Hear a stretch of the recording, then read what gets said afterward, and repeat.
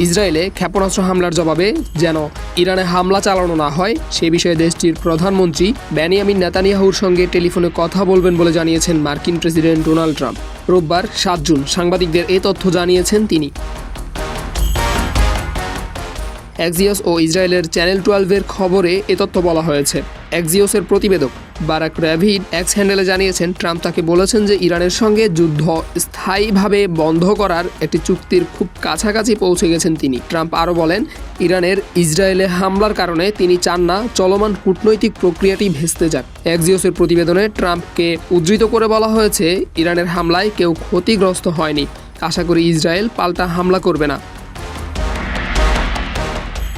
Netanyahu যদি পাল্টা আঘাত হানেন তাহলে গত ৪৭ বছর বা গত ৩,০০০ বছরের মতোই এই সংঘাত চলতেই থাকবে। এর আগে ইসরায়েল লক্ষ্য করে ইরান থেকে ক্ষেপণাস্ত্র নিক্ষেপ করা হয়েছে বলে জানায় ইসরায়েলি সামরিক বাহিনী। স্থানীয় সময় রোববার রাত 11:30টার দিকে এই হামলার ঘটনা ঘটে। যদিও ইসরায়েলি সেনাবাহিনী জানায় প্রথম ধাপের সব ক্ষেপণাস্ত্র ভূপাতিত করা হয়েছে। Abdullal Mamun, news desk, Public Tribune.